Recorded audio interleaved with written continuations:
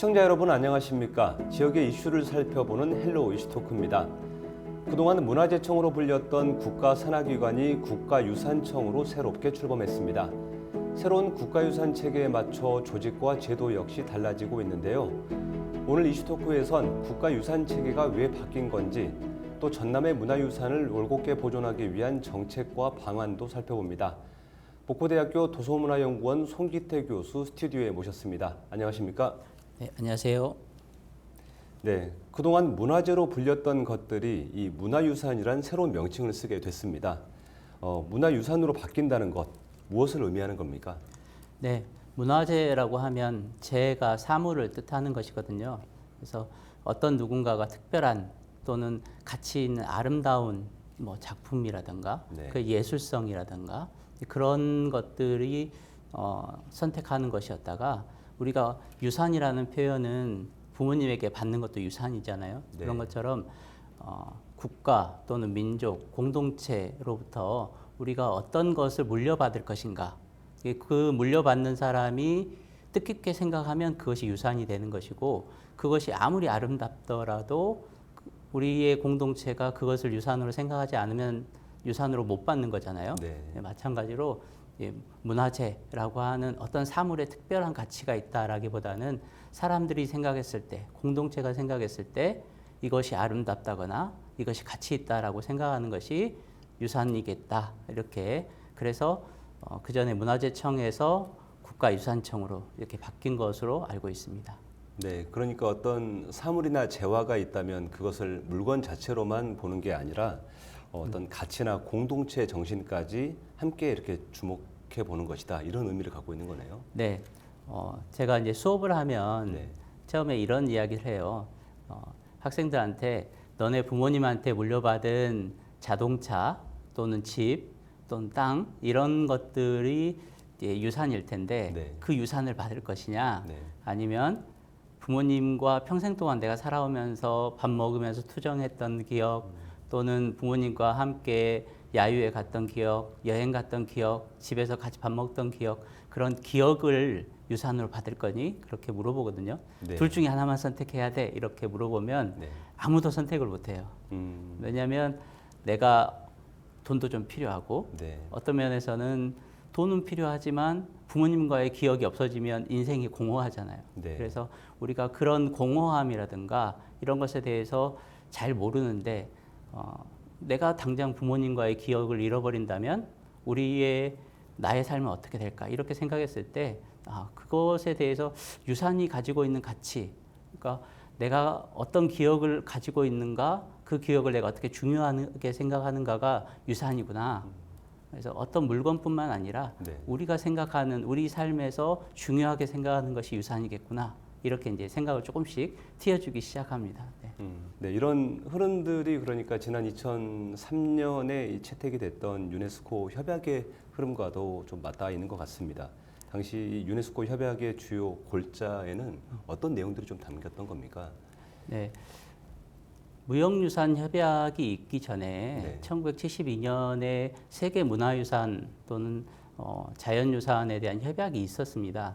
그러니까 기존에 이제 문화재 개념에 있던 것들에 대해서 협약이 있었는데, 2003년에서야 이제 비로소 그동안에 인류가 가지고 있던 기억들, 인류가 공동체적인 정신 속에서 중요하게 생각해 왔던 그 무엇들, 그것이 우리의 미래를 더 풍족하게 해주고 좀 더 공동체 정신을 지속하게 해주겠구나라고 생각을 해서 그러한 무형유산에 대한 협약을 이제 진행을 하게 된 것입니다. 네. 올해는 국가유산기본법이 또 새롭게 시행이 되면서 체계도 좀 바뀐 것 같습니다. 과거에는 문화재라는 범위 안에 유형 또는 무형 이런 형태로 좀 구분이 됐었던 것 같은데, 이제는 문화유산이라든지 자연유산 또 무형유산 이런 식으로 좀 바뀐 것 같습니다. 구체적으로 좀 어떤 변화가 있습니까? 네, 아마 국가에서는 고민이 있었을 겁니다. 이제 그동안에 이제 국보라든가 보물이라든가 또는 유형유산이라든가 민속문화재라든가 문화재 자료라든가 무형문화재라든가 굉장히 많은 종류의 유산들이 생겨나기도 하고 새로운 필요성에 따라서 만들어지기도 했는데 네. 그걸 국가 입장에서는 관리할 필요가 생기지 않았겠습니까? 네. 그래서 기존에 우리가 유형의 물질적 자산들이 가지고 있었던 것은 문화유산, 문화적 가치를 가지고 있었던 그런 유산으로 정리를 하고 그 전에 우리가 천연기념물이라고 있잖아요. 천연기념물 명승 이렇게 했던 것들은 이제 자연유산으로 하자. 우리가 자연 속에서 살아왔기 때문에 그리고 우리가 탈춤이라든가 농악이라든가 그리고 아리랑 같은 그러니까 형체는 없지만 네. 그 속에서 우리의 정체성이 드러나거나 우리의 문화적 가치들이 담고 있는 것들은 무형유산으로 정리를 하자. 그렇게 해서 이제 국가유산을 이제 문화유산, 자연유산, 무형유산 이렇게 세 가지 체계로 관리하고자 그렇게 정리를 한 것 같습니다. 네. 그럼 이제 좀 지역으로 돌아와서 이런 체계가 이제 새롭게 바뀌면서 전라남도의 문화유산 이런 보존 체계들도 조금은 달라져야 할 것 같습니다. 특히 전남은 눈에 보이는 유형의 자산들도 중요하겠지만 워낙 무형유산이 많기 때문에 발굴과 보존에 더 주목하고 있다고 들었는데 좀 어떻습니까? 예, 전라도를 비롯해서 전라도에 포함된 전라남북도, 광주 이 지역을 대표하는 키워드가 네. 예향이라는 표현이 있잖아요. 네. 최근에는 이제 삼향이라고 해서 예향에 더해서 의향 또 미향 이렇게 세 가지를 꼽고 있는데 그동안 우리가 예향이라고 우리 스스로를 그렇게 생각했던 것들은 네. 예술적 자산, 예술적 유산들이 굉장히 많았다라고 생각을 하는 것입니다. 네. 그런데 이제 생각해 보면 유형의 그 자산들 있잖아요. 네. 그런 것들은 국가의 중심지에 있던 것들이 훨씬 많아요. 예를 들면 지금 서울에 경복궁이 있잖아요. 네. 그리고 백제의 도읍지였던 부여라든가 신라의 도읍지였던 경주라든가 수학여행도 많이 가고 그러지 않습니까? 그렇죠. 이제 그런 지역에서는 자신들이 가지고 있는 강점을 잘 알아요. 네. 근데 전라남도 같은 경우는 그동안에 예향으로 불렸던 것들은 그런 유형의 자산들보다 우리가 가지고 있는 판소리, 농악, 줄다리기 이런 것들을 비롯해서 공동체 속에서 연희하고 또는 의례를 하면서 우리의 정신들을 담아왔던 다양한 무형 유산들이 굉장히 많았다라는 것에 대해서 인식을 하고 있었거든요. 네. 근데 그런 것들이 1999년까지 제가 통계를 봤더니 전라남도가 굉장히 많은 노력을 들여가지고 다른 시도에 비해서 무형유산을 지정하고 보호하기 위한 노력을 굉장히 열심히 했었습니다. 네. 그런데 2000년대에 들어서 지금까지 특별한 이제 정책의 실종이라고 저는 보는데요. 이제 의회에 그 조례라든가 이런 법령 제도적인 문제도 있고 전라남도의 정책적인 지원이나 이런 문제도 있고요. 네. 물론 학계에서도 열심히 연구해 왔지만 학계의 문제 또한 그 협력해가지 못하는 문제들도 있는 것 같습니다. 네, 앞서 말씀해 주신 것처럼 다른 지역들은 이제 유형의 자산들이 많은 반면에 이 전남, 호남 지역은 무형의 유산들이 참 많은 것 같은데 다른 지역들과 비교를 해보면 좀 발굴과 지정이 좀 더딘 것 같습니다. 어떻습니까? 전라남도는 유산과가 없고 네. 유산을 자원과에서 관리합니다. 그러니까 문화융성국 안에 문화자원과가 있고 그 자원과 안에서 유산들을 관리하거든요. 그런데 생각해 보면 국가 안에서 유산청이 있고 또는 문화재청이 네. 있었잖아요. 그러면 문화재청이 시행하는 트렌드나 또는 정책에 발맞춰 갈 필요도 있고 그래서 국가에서는 별도의 청을 둘 정도였지 않습니까? 네. 그런데 거기에 발맞춰 가질 못하는 거예요. 국가가 이미 그것이 훨씬 더 중요하다고 생각을 해서 유산청을 두고 각각의 유산 정책을 폈는데 전라남도에서는 그것에 대응하지 못하는 거예요. 네. 최근에는 이와 관련해서도 토론회도 열린 것 같습니다. 교수님께서 주제 발표에 나선 것으로 아는데 어떤 내용들을 좀 다루셨습니까? 네, 국가유산 체계로 이렇게 전환됨에 따라서 네. 전라남도도 그동안에 지정하지 못했던 조례를 제정해 줬으면 좋겠다라는 생각이 있었고요. 네. 또 한 가지는 그동안 전라남도청의 문화융성국이나 이쪽에서 구체적으로 무형유산에 대해서 관리 체계를 설정하지 못하고 있기 때문에 네.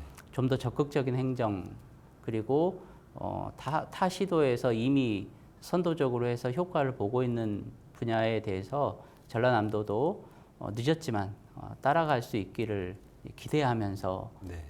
이제 도청의 과장님도 좀 모시고 또 그 자리를 이재태 위원님께서 이제 자리를 마련해 가지고 조례를 제정을 또 약속을 하셨어요. 네. 이제 그렇게 정책 토론회를 진행함으로써 조금씩 이렇게 변해갈 수 있지 않을까 이런 기대를 하고 있습니다.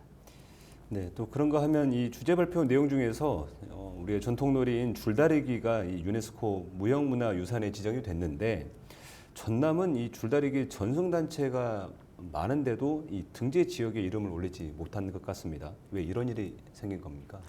네, 줄다리기의 경우 굉장히 아쉬운데요. 네, 줄다리기는 동아시아에 이제 산재되어 있고 네. 주로 벼농사권의 쌀 문명을 가진 곳에 대표적인 상징적인 무형유산으로 잘 알려져 있습니다. 네, 그래서 유네스코에도 동시 등재하고 그렇게 했는데요. 문제는 줄다리기의 전승 지역 중에서 가장 많은 줄다리기를 보유하고 있는 전라남도에서 네, 그 유산을 지정해 갈 때 대응을 하지 못하는 것입니다. 예를 들면 유네스코에 등재할 때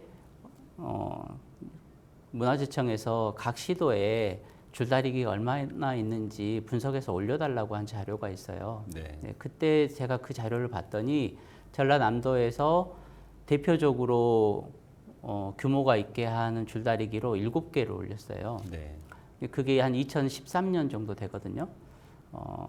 그런데 그 이후로 우리는 어떤 것도 지정을 하지 못했습니다. 네, 그리고 대표적인 줄다리기의 특징 중에 하나가 줄다리기가 발달하면 곧싸움으로 변하는 거거든요. 네, 그래서 광주에 이제 광산 곧싸움 놀이가 있지 않습니까? 네. 거기도 마찬가지인데 남도에도 곧싸움 놀이들이 굉장히 많았습니다. 그러니까 줄다리기는 줄을 이렇게 당기는 건데 그게 더 발달하면 줄을 먼저 부딪혀 가지고 굉장히 격하게 놀다가 그게 끝나면 다시 줄을 묶어서 줄을 당기는 방식이거든요. 네, 근데 이런 유산이 전라남도에 가장 많은데 왜 우리는 아무것도 지정을 하지 않고 또 유네스코에 등재까지 했는데 어떠한 정책도 펼치지 않는 것일까 이런 좀 의구심도 들고요. 네. 좀 아쉬움도 많이 듭니다. 특히 보시면 지난번에 최근에 영화 중에 혹시 파묘라고 영화 보셨는지 네, 모르겠습니다. 봤습니다. 파묘에 보면 일본 관련된 일본 사람으로 무라야마 준지라고 하는 사람이 언급이 되는데요. 네, 실제 이제 역사 속에서는 무라야마 지준이라는 일본인 학자가 있어요. 네, 그런 사람이 일제 강점기 때 한국의 민속 조사를 굉장히 많이 합니다. 네, 조선의 귀신, 조선의 향토오락, 불학제 뭐 이런 책들을 이제 작성을 하는데요. 그 사람과 함께 했던 학자들이 전국에 줄다리기 조사를 했어요. 네, 그 줄다리기 분포권을 보면 전라남도가 가장 많아요. 그리고 마을에서도 조그만 줄다리기 있지 않습니까? 마을에서 뭐 당산제 지내고 또 농악 치고 할 때 정월 대보름에 줄다리기 조금씩 하잖아요. 그런 줄다리기가 광주 전남 지역에 굉장히 많습니다.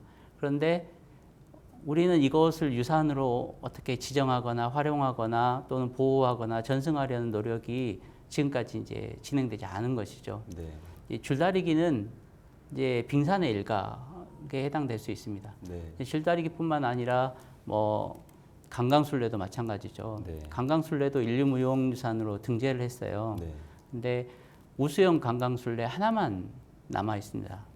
네, 제가 알기로도 뭐 장흥 강진 지역에서는 옆 마을의 사람들이 두 마을의 부녀자들이 또는 처녀들이 막 이렇게 같이 와가지고 서로 경쟁하듯이 하는 중로복이라고 하는 강강술래가 있고요. 네, 또 신안 지역에 가면 굉장히 재밌게도 남녀가 같이 손을 잡고 하는 청춘의 강강술래가 있었고, 네, 내륙 지역에 담양이나 이런 데서는 관광술래라고 부르는 관광술래도 있었고요. 네, 그러니까 전라남도 일대에 관광술래라고 하면 굉장히 일반적이었던 것인데 네.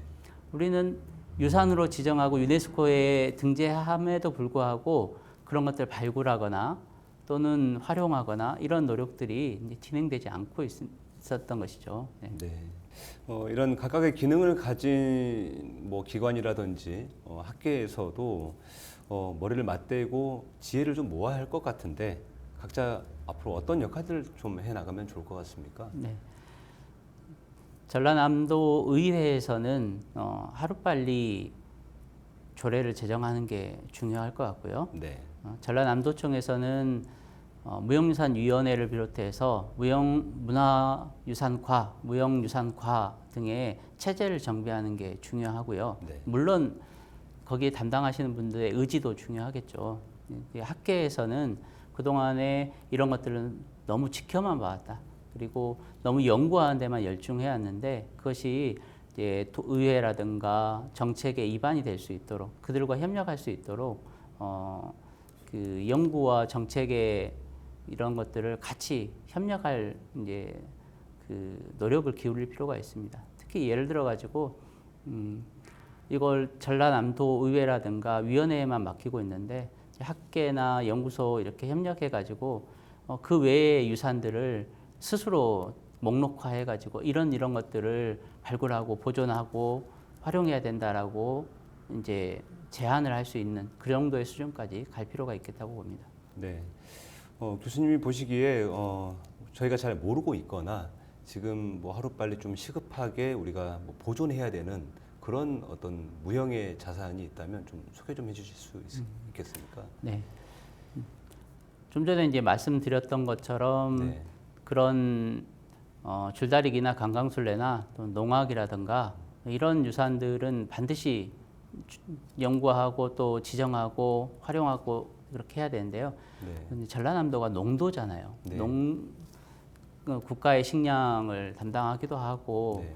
과거에부터 농업에 기반한 문화가 발달했지 않습니까? 네. 그것과 동시에 섬도 많고 갯벌과 바다 이런 곳에 해양 유산이 굉장히 많습니다. 네. 그래서 예를 들면 과거부터 오랫동안 지속해왔던 옛날 선창 배들이 드나드는 네. 그리고 오래된 배들을 비롯해 가지고 특히 최근 김 양식이 활성화되고 있잖아요. 네. 김 산업도 활성화되고 그런데 그게 1600년대부터 양식이 시작됐거든요. 굉장히 오래된 역사를 가지고 있는데 네. 그것에 따라서 공동체도 발달해요. 왜냐하면 한정된 공간에서 여러 사람이 양식을 해야 되니까 네. 공동체가 그걸 지키기 위해서 뭔가 협약을 맺거나 스스로의 조약을 맺거나 그렇게 발달해 왔거든요. 그래서 그러한 농업에 기반한 유산들, 어업에 기반한 유산들을 또 시급히 발굴하고 재정 보호할 필요도 있겠습니다. 네. 오늘 이 문화재와 관련된 보존이 어떤 것들이 좀 필요한 것인지 필요성에 대해서 말씀을 좀 해주셨는데요. 마지막으로 다 하지 못한 말씀이 있다면 한 말씀 해주시죠. 네, 그 동안에 제가 이렇게 이제 정책 토론회라든가 이런 그 유산을 연구하는 데만 관심을 가졌다가 최근에 이제 도의회라든가 도청이라든가 이런 정책을 담당하시는 분들과 만나게 된 이유는 그동안에 연구를 하다 보니까 우리가 소중하게 생각해왔던 우리가 가치 있게 생각해왔던 것들이 너무 빨리 무너지고 있더라라는 네. 이제 깨우침이었고요. 그걸 하기 위해서는 연구만 해서는 안 되겠구나. 이걸 보호하고 실제로 정책을 입안하는 그 분들과 머리를 맞대야겠다 이런 네. 생각을 하게 됐습니다. 앞으로도 이제 연구도 열심히 하겠지만 이것이 어찌됐든 우리 시민들, 도민들에게 이제 향유되어야 될 문화이고 유산이잖아요. 네. 그 유산을 지켜가기 위해서 또는 다시 우리 곁으로 돌아오게 하기 위해서 노력하도록 하겠습니다. 네, 고맙습니다. 네, 오늘 말씀 여기까지 듣겠습니다. 고맙습니다. 네. 무려 62년 만에 새롭게 단장된 문화유산 체계입니다. 무형유산을 비롯한 전남의 문화유산의 가치를 제대로 조명하고 보존할 수 있는 관리 체계가 뒤따라야겠습니다. 오늘 이슈토크는 여기서 마칩니다. 함께해 주신 여러분 고맙습니다.